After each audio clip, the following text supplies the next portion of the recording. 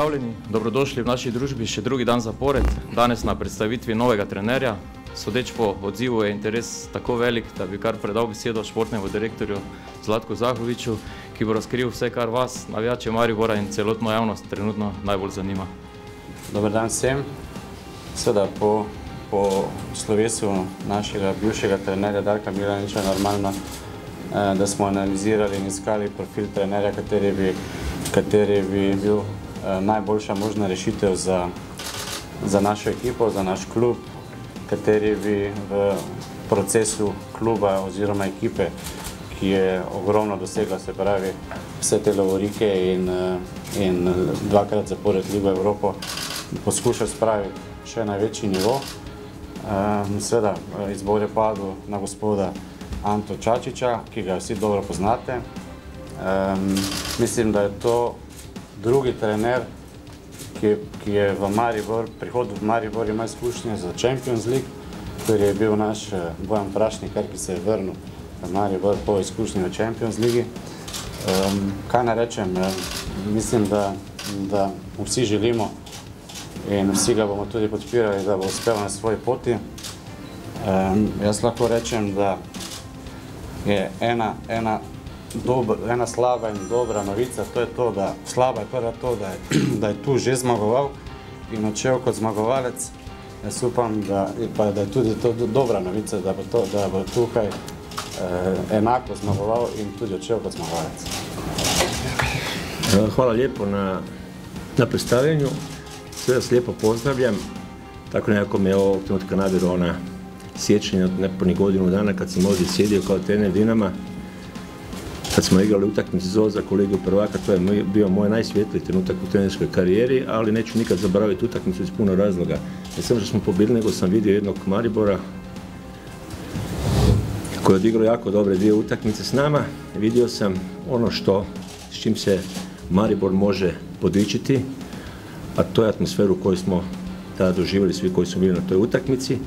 A na kraju, s obzirom da Maribor tu utakmicu nije prošao, domaćini su, znači gledatelji i ljubitelji nogometa u Mariboru su pokazali koliko vole ovaj klub.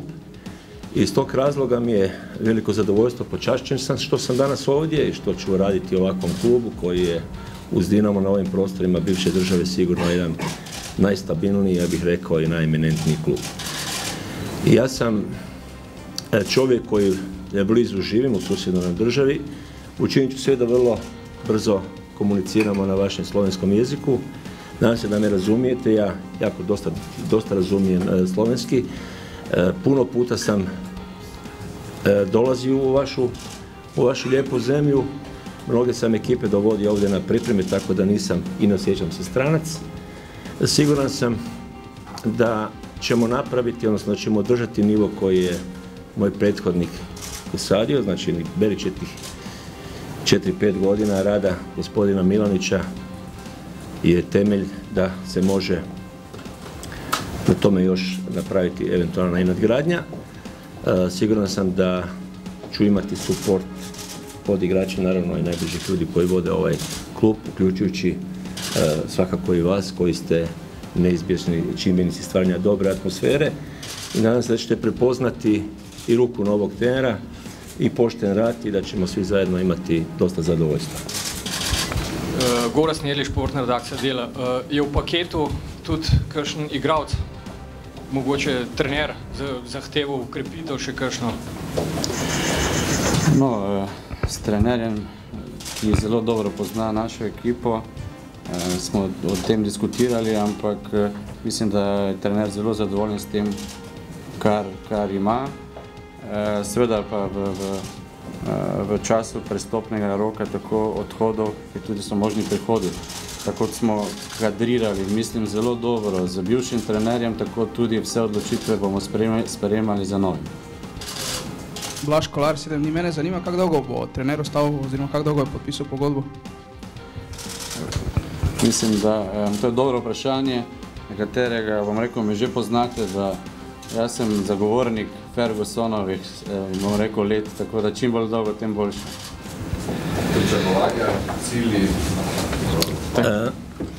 Ciljevi Maribora ostaju isti, a to je da sačuvaju i da održe dominaciju u slovenskom nogometu, da nastojimo što više utakmica odigrati službenih u europskim natjecanjima, da kroz to dižemo i rejting klubu i rejting igračima. Naravno, bez igranja u Europi teško se može egzistirati na ovom nivou kojeg ovog trenutka egzistira Maribor.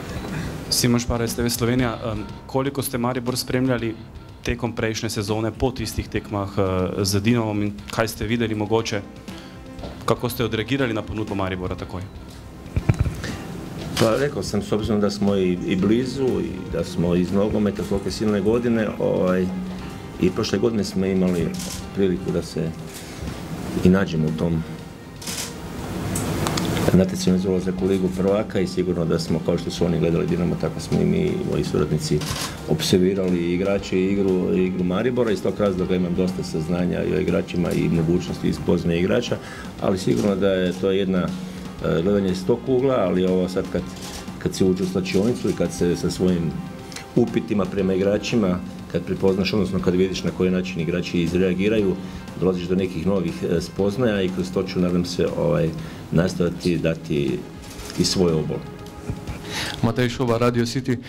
Ivo Šušak je do zdaj edini trener, ki ni Slovenec, ki je postal državni prvak. Glede na to, da ga dobro poznate, boste ponovili? Da, mi smo jako dobri prijatelji, zajedno smo radili u reprezentaciji Hrvatske. Sjećam se kad je Ivo ovdje bio trener, ja sam znao i doći i pogledati koju utakmicu i sigurno da mu je to jedan od blistavijih i da je zbog toga jako sretan i uvijek kad razgovaramo o Sloveniji, o slovenskom nogometu, znači to Mariboru ima samo riječi hvala. Sodelavci bodo ti, ki so bili do sedaj sodelavci Darka Milaniča, ali boste pripeljali kakšne nove? Mislim da je jako važno, kao što je kontinuitet, odnosno kontinuitet u selekciji samih igrača, tako isto bitno da je kontinuitet u struci prisutan. Ovako iznenadnim odlaskom gospodina Darka Milanića, da njegovi će najbliži suradnici ostati iz razloga što rad koji su imali zajednički se potvrđuje kroz sve one rezultate, odnosno trofeje koje je Maribor napravio i ne vidim niti jedan razlog da se bilo koga od njih pomiče. Mogoče še to, vsak trener ima neke svoje lastnosti, nek svoj stil igre, nekaj smo lahko lani spoznali, lahko več poveste, kakšno filozofijo nogometa zasledujete in zagovarjate? Pa dobro, svaki ima naravno svoje razmišljanje o igri. Ja sam pristaša napadačkog nogometa, da se igra za gol više, da kroz to budemo promotori nogometa kao same igre i da kao takvi budemo interesantni gledateljstvu i da kroz to plijenimo i da napravimo situaciju da te naše predstave nogometne budu zadovoljstvo za sve one koji su tog trenutka nazočni na tim našim utakmicama. Naravno, ne treba zanemariti da je ispred svega stvarni rezultat.